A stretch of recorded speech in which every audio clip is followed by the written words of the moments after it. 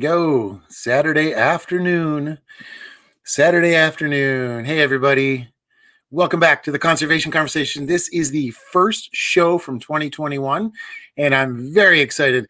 Today, we're going to cover a few of my favorite topics, including animals and including vegans. And a shorthand for this particular episode is Veganimals. So, without much more waiting around, why don't we go ahead and start the show off?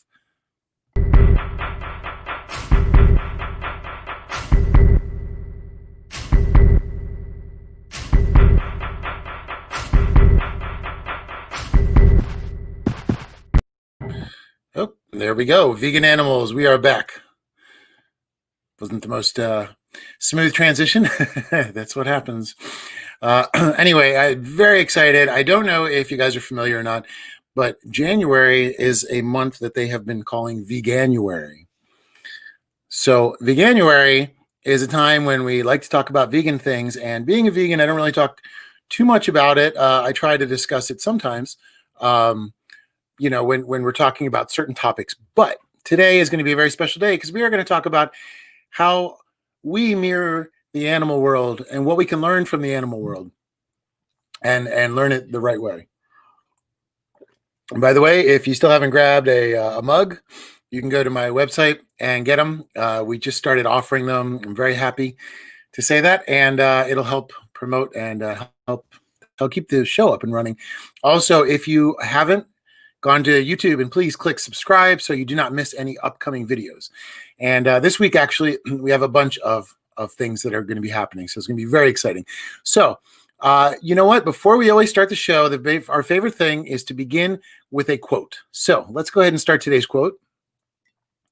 Today's quote is, "They are not brethren, they are not underlings, they are other nations, caught with ourselves in the net of life and time, fellow prisoners of the splendor and the travail of the earth."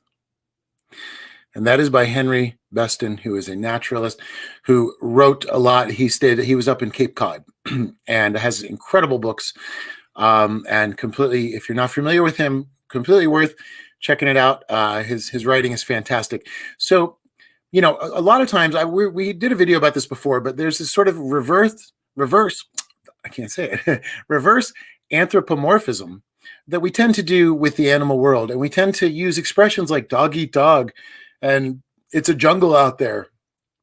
Everything tends to be focused on the idea that somehow the animal world is dangerous and somehow the animal world is carnivorous. But today we celebrate the herbivores. We celebrate two of the strongest animals in the entire animal kingdom. And I wanted to talk a little bit today about the difference between a carnivore and an herbivore, and then also talk about humans and see how we fit into it. So the first thing that I would like to bring up, even before we begin, is a lot of people may already be familiar with this.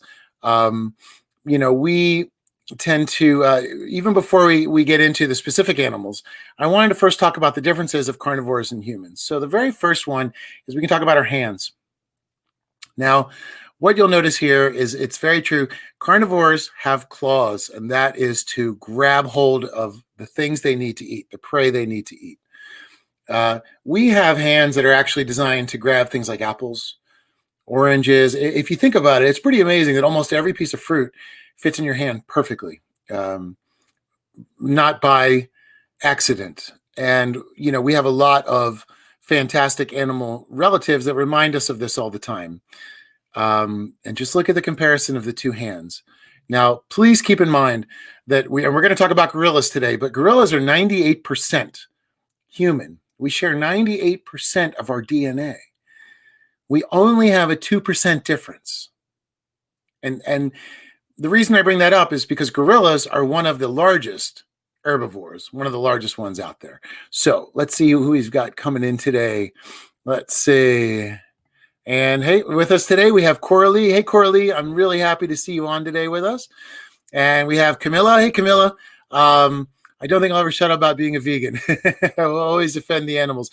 And that is the interesting thing. Being Vegan-uary, I do want to talk about how humans are very naturally attuned to being vegans. Hey, Vera, it's nice to see you. Thanks for being on with us today. And Mitch, always great to have you on. Always nice to see you on here. And hey, Heather, nice to see you. Another awesome conservationist. And I'm glad you're joining the show today as we talk about this, because again, one of the biggest animals that is out there, one of the kings of the jungle, as everybody knows, is it almost looks like he's wearing my shirt. That image didn't come off the way I'd hoped, but it is the silverback gorilla. Now, we're all familiar with, I think we had talked before when we talked about Diane Fossey, even though she deals mostly with chimps, but gorillas are an endangered species, and they are on their way to becoming extinct. Now, they are sought out for a number of reasons, but in nature, they do not eat animals. Now, some gorillas, there's only one particular type of gorilla, is known to go and eat ants and sometimes honeycomb. But for the most part, they're all completely vegetarian. Now, the reason that they're vegetarian, and we talked about the hands and the claws, but now I wanted to get into some similarities to show you how the humans are the most similar to our relatives, the gorilla, in a few different ways. But first, we want to talk about digestive systems. Now, you'll notice that each particular type of critter has a digestive system. Now, there's a non-ruminant herbivore and a ruminant herbivore. Now, ruminant means basically that they have four parts of their stomach, and they're very complicated stomachs. Now, if you look at a non-ruminant herbivore, that is pretty much what we are. And in order to bring that up to a little bit more of a point, I wanted to show you guys this, which I thought was really interesting. Again, it's non-ruminant. So if you look at a basic vegan animal, what you have here is an extremely long intestine. Now, the reason is it takes a long time to digest plants and to get the nutrients out of the plants, whereas a carnivore has a very short intestine filled with very high stomach acid, designed to dissolve and eat the meat quickly before it goes bad. But animals that eat, and humans also have the exact same design, where we have a very long intestine, and the idea is that it's going to pass through over and over and over, and it's going to slowly but surely have the nutrients taken from the plants. So our physiological makeup is the same as vegan and animals. And again, I wanted to bring this up because so many times we tend to associate ourselves with carnivores. I'm the pack leader. There's always this kind of weird view on animals that I think is kind of off, and we never pay enough attention to the vegan animals. And I noticed it one day because I had saved a rabbit in Los Angeles, and I was looking up, what do I feed a rabbit? As I just pulled him out from underneath this parked car, and I didn't know exactly what to feed him. And I realized he eats the same thing that I do. So in a way, like, people would always give me a hard time about eating rabbit food. So yeah, I guess it's warranted, and I'm happy to do so. Hey, Mom, it's good to see you on here today. Thank you for joining. And let's see, who else do we have here with us today? Danielle. And Danielle, good morning from California. I hope you're doing well out there with all the fires and winds and everything. And I do have to say, my mom always tried to get me to eat vegetables as a kid, and I did not eat them. And I tell this story all the time. When I decided to go vegan, it was so hard because I hated all vegetables. I'd never eaten a vegetable, really. But so the change happened mentally, and then it started physically. Whereas my mom has always eaten very healthy, and she has a very good healthy diet. So, I wish I would have learned more from that when I was younger while she was trying to teach me. But now I crave my veggies. Hey, Michelle, thanks for joining us from Florida. I hope you're doing well down there. I know you're out on the front lines, and I hope you're safe and doing well. And let's see, Mitch says, yes, so closely related. Exactly. We back to the gorillas, 98% shared DNA, which I think is amazing. Let's see, my mom going to try YouTube. Okay. And you know what? If anybody is having a hard time with my live feed on Facebook, please go to the YouTube station. It usually will work out. And Mitch, yeah, it's really neat, isn't it, to see the physicalities of that. Okay, there you go. My mom's on YouTube now. And she's letting you know it is a true story. I'm the last person in the world you think would be a vegan. But there we are. And it's the best thing that's ever happened to me. Now, another thing that I want to show you all that is a comparison of carnivore versus human is a skull. Now, this is a standard carnivore skull, and you've got these little, you can see where the teeth are implanted. And these are the types of teeth. You'll notice we do not have these same teeth. Their incisors are front teeth. They use them for cutting. And if you look at your front teeth, they have a little bit of ridge, but they're really just for getting through like an apple flesh or something very small. They're not going to be used to tear or cut through flesh like a carnivore skull would. Canines, now the canines, people tend to think that we have these canines, but we don't. Herbivores also have these smaller versions of canines like humans have. And those are just designed to help kind of grind up some stuff. But if you're a canine, those teeth you need that can rip and tear into your prey, whatever you're designed to eat. And that's the thing, is it's all nature. We don't choose these things. Nature physiologically designed us to have a certain place within the food chain.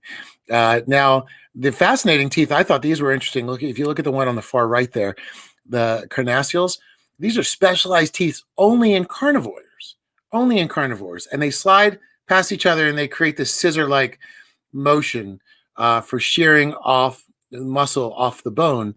Kind of a gross thing if you don't eat meat to think about. But I just wanted to point out the fact that carnivores have teeth that we do not have. So by nature, some would argue we're omnivore. I find a lot more similarity to the herbivore, to the herbivore animals. And again, I wanted to just bring up this image is one of my favorites. This is the gorilla finger and the human finger, and they have very similar, as you can see, very similar unique prints. So again, 98% human, 2% gorilla. So we are very, very, very closely related. Now, we've talked about the intestines and how they work, how we're physiologically designed the same as herbivores, whether it's our hands that are meant for gripping and holding things, or it's our teeth that are meant for chewing, but not necessarily ripping and shredding, but chewing. And then we also talked about, which I thought was the most interesting, the design of the herbivore and the human being similar. But one of the other common myths that I find fascinating is the use of, people say, well, cavemen used to hunt animals. Well, recently they've been doing a lot of discovery, and what they have found is that it's not quite that story. Cavemen mostly were gatherers.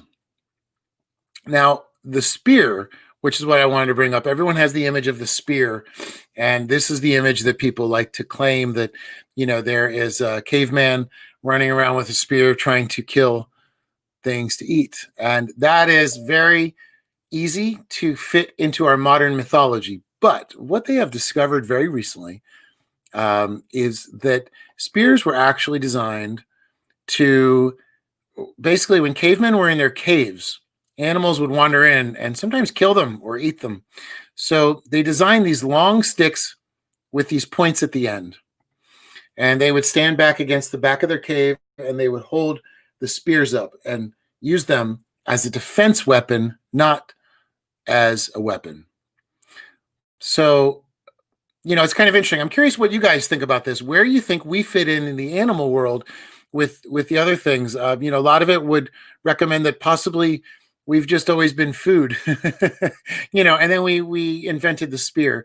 And then from there, things took off. And I'm not, debating the fact that humans have eaten meat for a long time, but the theory of how it started is not quite that particular way. Hey, Elena, thank you from Romania. I'm glad you tuned in. Bună seara. And let's see, Mitch says, hi, Sally. Thank you for Eric. Thanks. And let's see.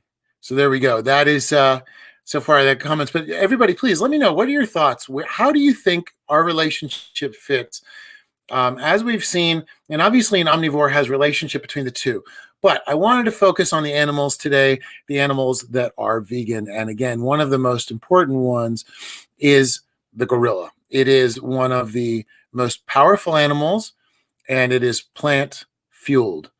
Now, there are others that are very well known as well. For example, elephants.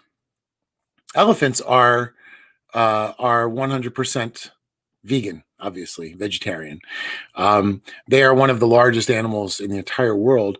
And what is another amazing thing about them is that their tusks. I didn't know this, but their tusks are actually their teeth. They're not really designed for going in and doing things, and goring people and stuff like people's imagination always has it. But they're actually teeth, and they're used for getting bark off of trees or sometimes digging up roots. Sometimes as a defense as well, like the spear. It's not an offensive thing. And the other cool thing about elephants is we all know their sound from their trunks, but it's not the sound that is communicating with them. It is the vibration that they are using within their trunks that resonates with the other animals. So I think that's really cool. It's not what we think. We hear the noise, but they're actually communicating through vibration. And it has been proven that music has vibration, animal has vibration. We talked about ions, positive and negative ions, and how they can affect you on a physiological level by being around them. And so we know that the energies in nature do translate into things that we sense and feel. Our sensory organization, it's not just sight and sound, but it is feeling of the things around us. And it really is important. And I think it's cool that one of the largest animals in the world is a vegan, the elephant, and uses vibration to communicate with each other. By the way, here's another thing that we share. Elephants, gorillas, these are all animals that work in social realms. They work in the social world. They live in small communities. They all take care of the children. They never kill intentionally. As a matter of fact, did you know that in gorillas, there are under 10 reported deaths that people were killed by gorillas ever, since people started finding gorillas and meeting gorillas? And that is something really important to think about. The fact that they do not commit homicide. They don't kill. If they do kill, it's generally an accident, actually. Most of the gorillas will give a warning signal, and then if people don't leave, they might bite them. But they don't actually kill people. A lot of people die from the bites later. It's very different. But our treatment of our closest relatives is not the same. Now, this is a monkey that I found in Iquitos in Peru. And what they do down there is they tie around their necks. And they have the most crude ways of doing this, as you can see right here. This little guy is being tied together by some ropes, so he can't go very far. With all that dust-looking stuff on him is actually some sort of a dusty rock pile that he was sitting on. So he could jump inside if he wanted to, and I think he had water in there.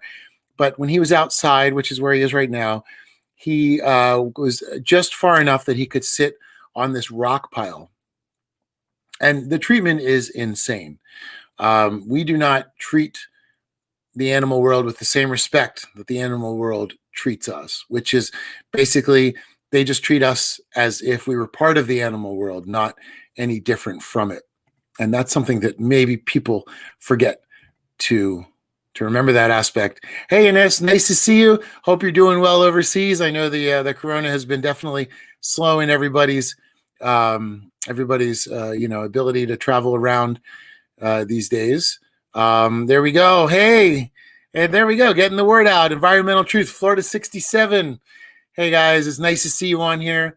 And that is a great group, by the way. Florida 67 is designed to bring together all of the 67 counties in Florida under one movement to try to make a change for clean water. Mitch says, stand your ground peacefully. Exactly. And that's the thing is these gorillas, they're bigger. They don't just charge you. Now, I mean, I know that people are killed by elephants, but that tends to have to do with the elephants losing all of their ability to eat because of man-made encroachments into their areas. And then you have them going into villages, or mostly through villages, causing a lot of conflict between the two. So that is definitely a problem that we have there. Hey, Bruce, it's nice to see you on today. Thanks for joining. And, let's see. Mitch says, when backed into a corner, our minds change and who knows what comes next. And that's the difference. That's the 2% that makes us unique, is that we think that violence is an answer. And, in nature, it's not an answer. We always say that sharks don't kill seals. Sharks eat seals because that's what they're designed to do. And that's their nature. And it's not, it's part of what they do. Seals eat fish. It's not because they hate fish and they're going to kill them and they got mad at the fish. It's because that's what they're programmed to do. We, on the other hand, are one of the only animals in the animal kingdom that commits homicide. And that is that incredible 2%. So are we really more advanced? Or are we better to look at our vegan animal friends in the animal kingdom and realize that maybe we can learn from them instead of trying to think that we need to teach them tricks? Perhaps what we can do is learn a little bit more on how nature works within itself. And Mitch said, hey to Luella, and Luella runs the Florida 67 Getting the Word Out Environmental Truth Group.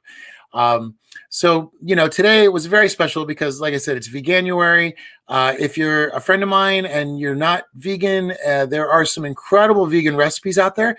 I encourage you to look at them. I'm actually going to put one up tomorrow for vegan queso. So if you're watching now and you've always wanted to go vegan, but cheese wasn't a problem, check it out. And, again, we always look at the animal world and we just say, dog eat dog, leader of the pack. We talk about all the dangerous things and we talk about animals killing animals, but in reality, it's not that quite same thing. And so we're putting our projection on them instead of actually seeing where we are reflected in nature. And where we are reflected in nature is with the animals that we share digestive systems with. And one of them is the gorilla, our closest relative. So gorillas are endangered, unfortunately.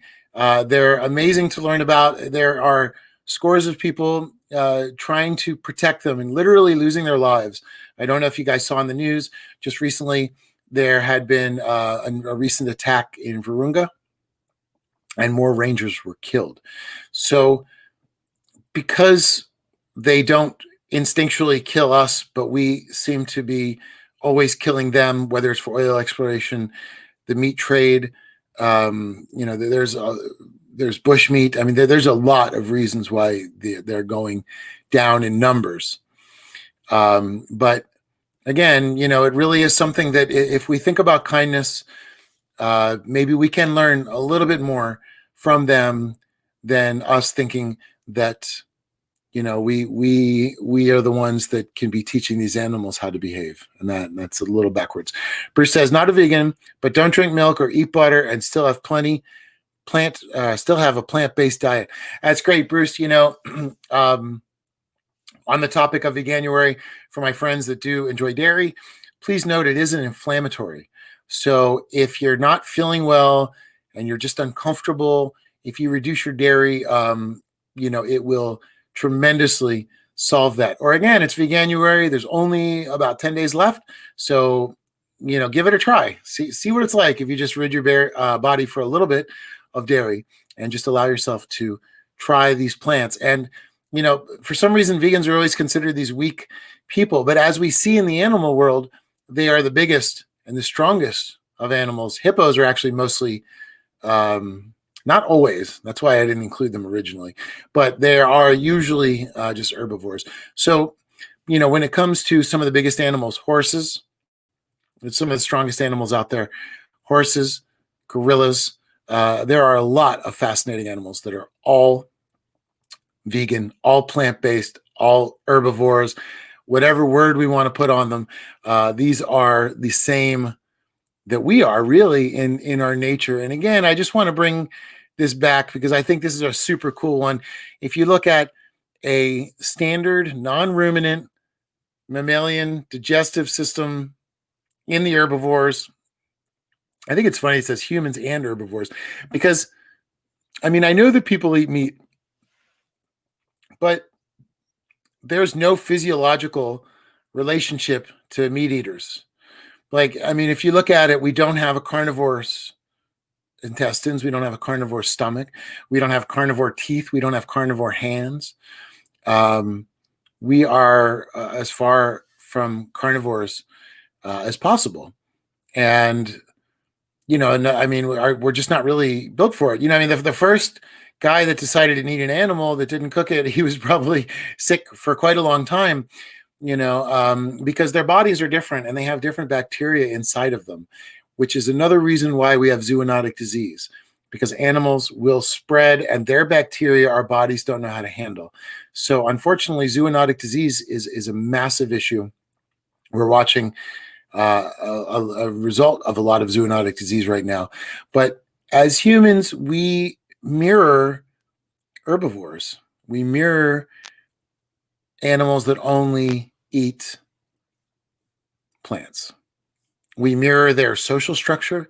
We mirror, like I said, every aspect of them, from how our teeth are designed. By the way, with gorillas, we have the same amount of teeth as gorillas. It's really amazing. It's really amazing. So, you know, I think it would be great in 2021. One of the things that I've seen a lot of people doing, and I think it's really beautiful, is we are starting to meld together and understand again that we are part of the world around us. We are not the controllers of the world around us, and we need to start taking the world into account in order for us to survive, in order for the world to survive. And it's something that we have to remember. We are more closely related to the animal world than we've allowed ourselves to think about through literature and through philosophy and through all the things that actually keep us from being gorillas, that 2%. Whatever's happening in that 2%, there's a lot of beauty in that. But there's also a lot of problems in that, in the way that we treat our relatives, from our closest ones, the gorillas, all the way down to the souls that you don't really think you can relate to, like a wasp or something else like that. But anyway, obviously, you know, most birds, obviously most fish are herbivores. There are always exceptions, but for the most part, aside from a very small class of animals that are carnivores, nature runs on plants. So fascinating. Anyway, I hope you guys are having a wonderful January so far. It was exciting to have a first show back on again in 2021, and just to talk a little bit about our physiological relation to animals and the world around us and how we fit into everything like that. Camilla says, being vegan opens you spiritually as well as saving animals and helping your body heal. And, you know, I think, Camilla, I personally agree 100%. You know, I went vegan because my cancer tumors were growing really fast. And I thought that maybe there was chemicals inside of the meat I was eating. So I would stop eating that. And it worked. I mean, as soon as I stopped eating meat, my tumors stopped growing so aggressively all the time. But then all of a sudden, I found myself more in sort of in the same, you know, there was kind of a new understanding with animals, like they knew, you know, and I've always felt like I'm in harmony now with the world around me, as opposed to previously I always felt that I was battling the world around me. So for me, it's been a very important change in my life, and I highly recommend it. And even if you don't want to go vegan, I highly recommend studying it, checking it out, and at least giving it a try. I mean, it is Vegan-uary, and if you're a meat eater and you're saying no way, then please at least check out Meatless Mondays and give that a try, because it's the easiest time in the world right now. If you're lucky enough to get your food from a market, then it's easy to just buy one product instead of another, and you probably won't even notice the difference. And again, this only goes to people that are lucky enough to get their food from the markets. I don't want to be judging people that have to live off the land, people that are super poor, that live deep in areas. there are a lot of examples where it's a little bit more complicated than that for us to help bring the world into a slightly better system in harmony with each other. Let's see. Sherry says, you speak of your digestive system being similar to animals. It's all in our gut flora. Exactly. If this affects animals negatively, humans should learn from this. I'm not vegan, but eat more plant-based diet. It helps your immune system. Exactly. Don't do dairy or gluten. Fantastic.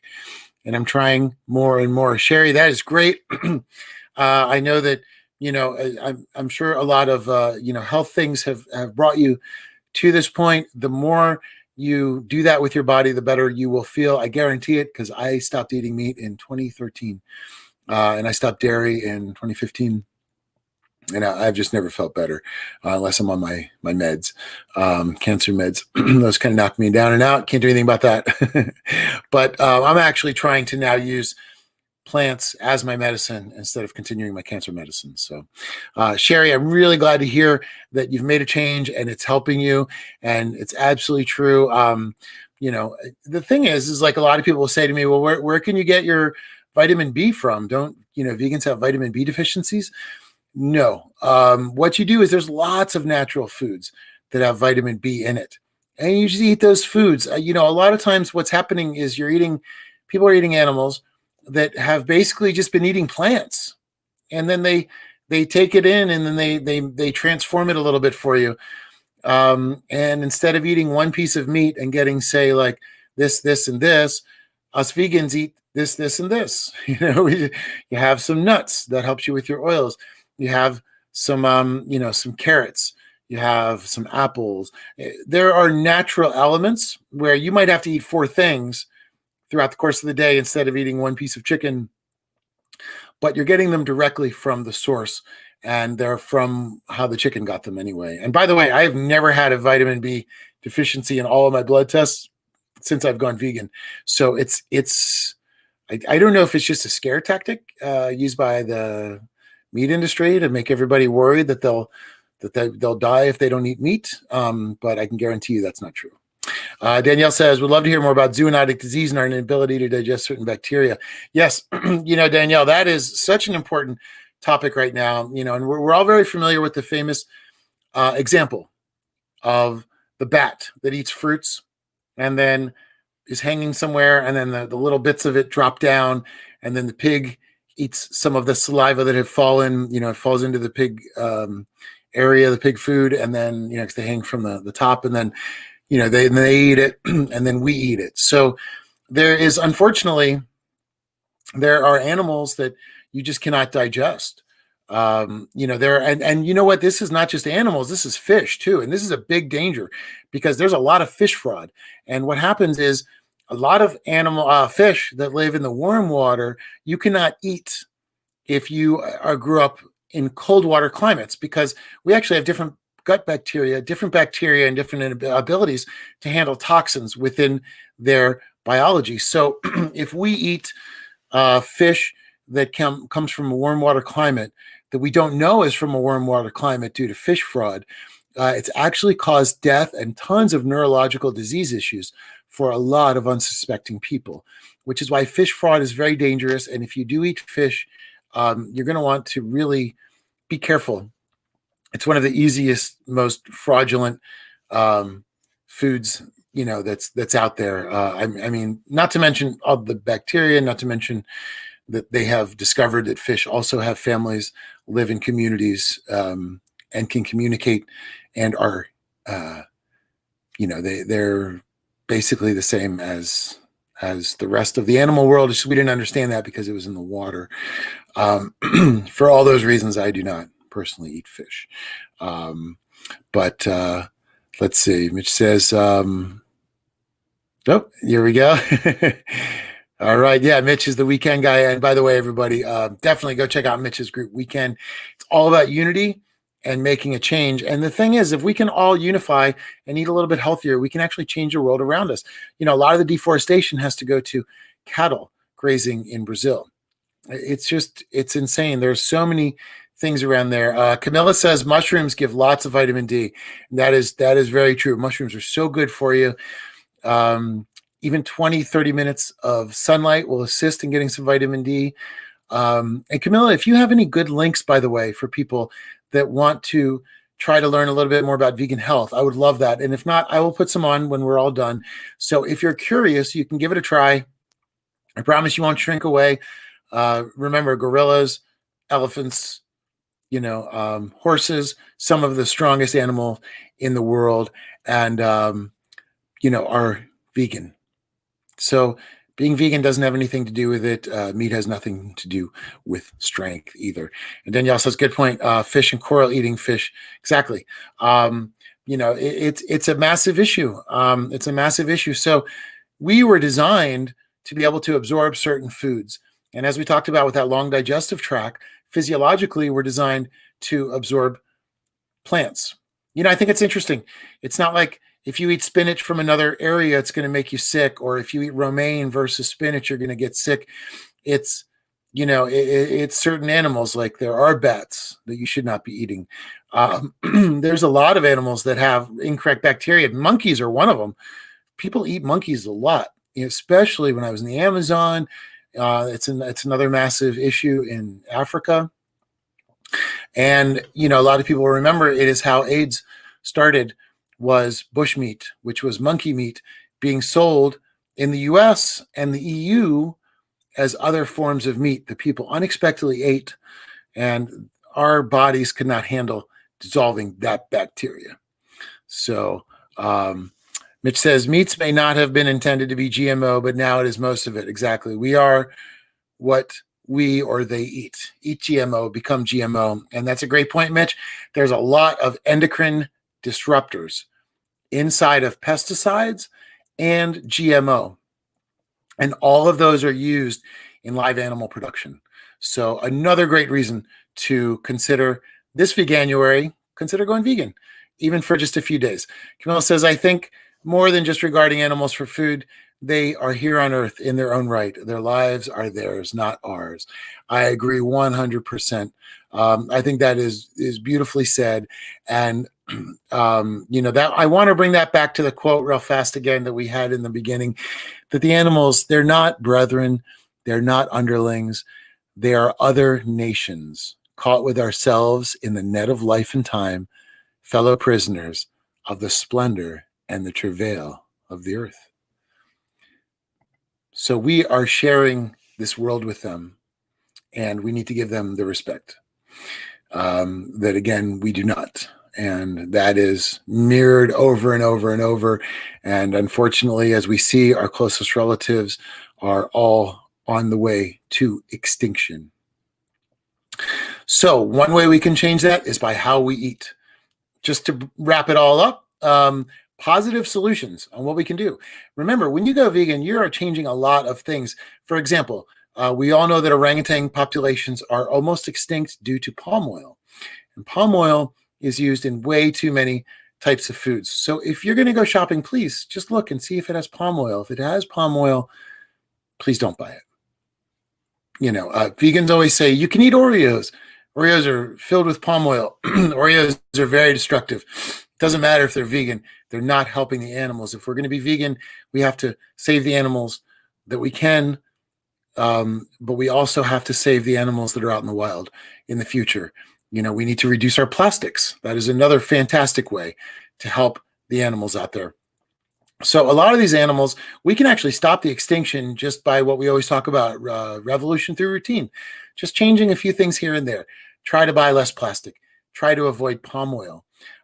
If you can avoid the burgers, avoid the fast food chains. I mean, the fast food chains are some of the biggest deforesters of the rainforest in Brazil right now.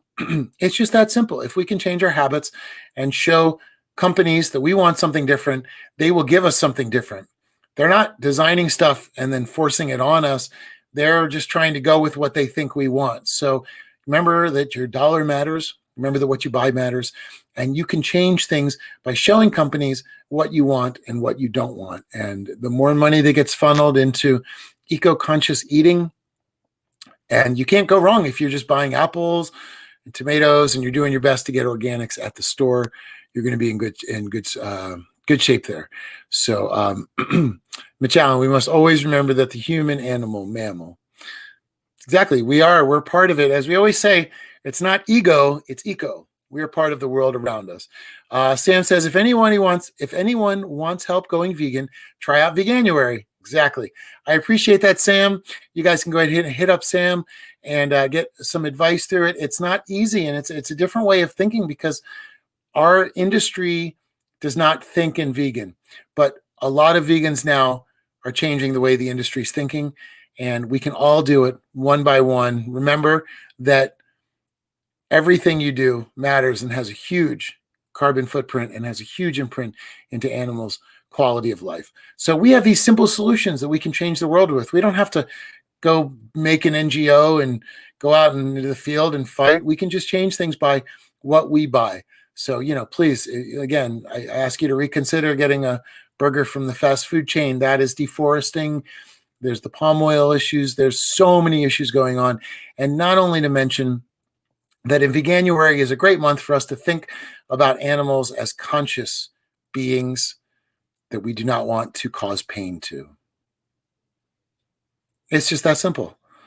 Not everybody will agree with me on that, but that is why one thing that I like about being vegan.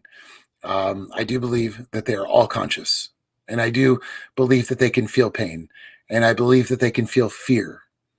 And my life shouldn't cost anyone else's. So Luella says, Mitch, busy with school and kids and staying home.